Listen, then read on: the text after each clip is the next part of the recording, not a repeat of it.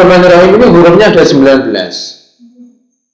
Rahasianya 19 ini sama dengan jumlahnya malaikat Zabaniyah.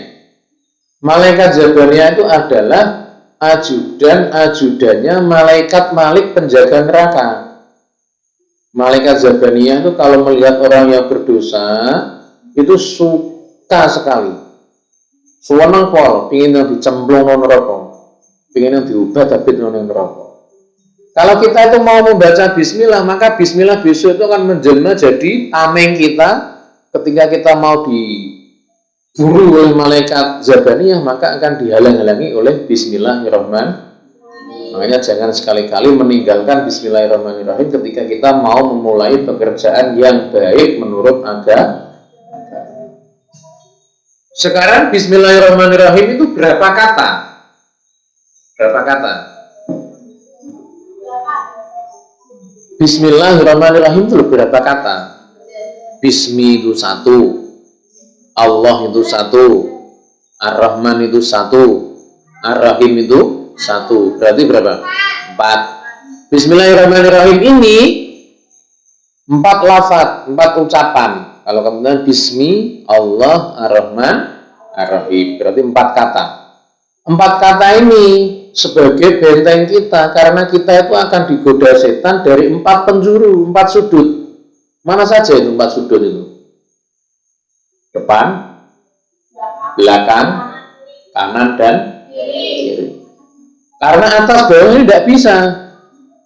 Itu sudah ditutup oleh Allah Subhanahu wa Ta'ala. Kita digoda dari atas tidak bisa karena ada welasnya Allah, ada kasih sayangnya Allah. Dari bawah juga tidak bisa, ini sudah ditutup. Bisanya setan menggoda kita itu dari depan, dari belakang, dari kanan, dari ini. Maka ketika kita membaca Bismillahirrahmanirrahim yang lafadznya, katanya, yang kata-katanya ini loh ya, lafadz, ini ada 4. Pengucapannya ada 4 ini, maka kita akan diselamatkan dari godaan setan. Setan itu adalah musuh yang nyata bagi kita. Maka kita harus bisa menolaknya, yaitu dengan cara apa? Membiasakan mengucapkan bismillah sebelum melaksanakan perbuatan yang baik menurut maka itu kita laksanakan ya. Jadi dengan bismillahirrahmanirrahim, insya Allah kita akan selamat dari gangguan setan. Bahkan dulu itu ada cerita begini, ada sepasang suami istri.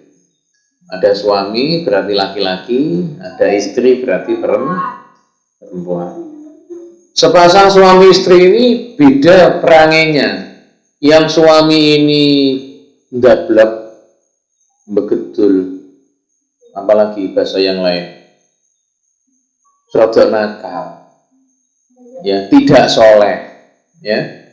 Tapi sang istri ini penurut, solehah, betul-betul istri yang baik hati. Dan sang istri ini punya kebiasaan baik, yaitu setiap mau melakukan apapun itu pasti didahului dengan membaca bismillah. Mau masak, dia baca mau nyuci baju, dia juga baca bismillah. Mau apapun kalau itu baik, maka akan selalu membaca bismillahirrahmanirrahim. Maka karena suaminya ini bukan santri, terus istrinya ini santri, jadi sang suami ini merasa gimana ya, merasa nggak enak. Soal wong ngono gregetan. Iki piye to saiki anggere apa-apa kok bismillah iki janjane bismillah ya ben gara apa. Kalau apa-apa baca bismillah terus jadi kaya. Kalau apa-apa kok baca bismillah terus jadi aman semuanya. Maka karena suaminya ini agak tidak begitu berpendidikan agama ya, rada glagrak, maka suaminya ini ingin mengerjai istrinya, mau dikerjai. Jadi suatu saat itu suaminya itu memberi uang kepada istrinya yang agak banyak ya, diberi uang agak banyak, disuruh nyimpeni. Ya kebetulan nyimpannya itu di sebuah kotak, kotaknya ini disuruh masukkan ke dalam lemari. Sebelum memasukkan uang di dalam kotak ini, sang istri tadi tidak lupa membaca bismillah. Bismillahirrahmanirrahim. Uang yang dari suaminya dimasukkan dalam kotak. Habis itu kotak ini ditaruh di dalam almari. Ketika membuka almari ini juga baca bismillah. Bismillahirrahmanirrahim. Almarinya dibuka, kotak yang berisi uang tadi ditaruh di dalam almari. Kemudian dikunci lagi. Kunci di bawah sang tapi ternyata suaminya juga punya kunci cadangan. Ketika istrinya tidak tahu, akhirnya almari ini dibuka lagi sama suaminya. Kemudian uangnya ini diambil, dibuat ngopi, dibuat jajan, dibuat main dan sebagainya, wis habis. Akhirnya ketika suaminya pulang, tanya lagi, mana uang yang aku berikan tadi? Ya, lain hari itu ditanyakan, uang yang kemarin saya berikan mana? Masih ada apa tidak? Masih, saya simpan di almari. Dan ketika mau buka, lemarinya mau dibuka ini, tidak lupa lagi baca bismillahirrahmanirrahim. Ketika dibuka, terus kemudian kotaknya dibuka, baca bismillah, luar biasanya, uangnya itu masih ada. Padahal sudah diambil oleh sang suami, dibuat jajan habis. Ternyata uangnya ini masih ada. Maka dari sini terus akhirnya sang suami ini tobat. Ini barokahnya membaca Bismillahirrahmanirrahim. Bismillah seperti itu. Ya. Dulu juga seperti itu terjadi. Ada kisah itu ketika di zaman Khalifah Umar bin Khattab. Ya, Khalifah Umar bin Khattab ini termasuk salah satu Khulafaur Rasyidin. Ada berapa Khulafaur Rasyidin itu? 4. Siapa saja?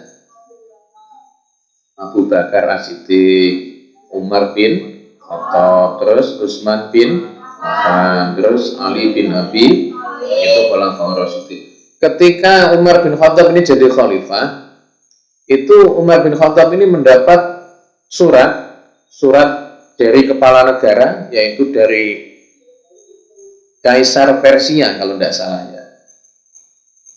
Jadi Kaisar Persia itu berkirim surat kepada Sayyidina Umar bin Khattab. Yang isinya suratnya ini, isinya adalah meminta ya obat karena Raja Persia ini sakit kepala, diobatkan kemana-mana tidak pernah sembuh, tidak bisa sembuh.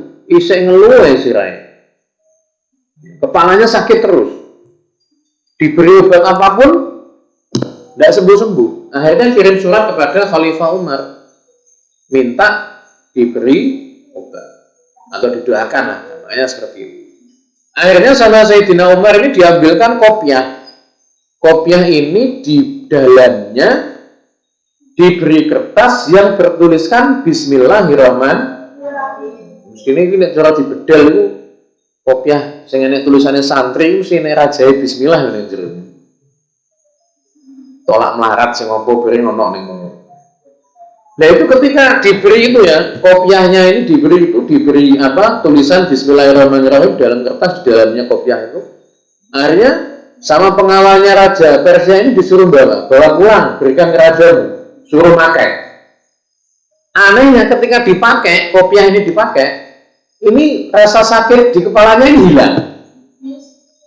Ya, hilang biidnil, dengan izin Allah, hilang. Namun ketika kopiah ini diletakkan, ditanggalkan, tidak dipakai, sakitnya kembali lagi. Itu aneh, ini obat apa ini? Kon nganggu kopiah, anggar tak pakai terus sakitnya ini hilang. Tapi ketika saya tidak memakainya, sakit kepala saya kok kembali lagi. Akhirnya Raja Persia ini penasaran, manggil anak buahnya, disuruh buka, apa isinya kopiahnya? Dibuka, ternyata isinya adalah kertas yang bertuliskan Bismillahirrahmanirrahim. Maka intinya kita jangan sampai lupa ketika melaksanakan atau melakukan hal yang positif, yang baik menurut agama, maka kita dahului dengan membaca Bismillahirrahmanirrahim.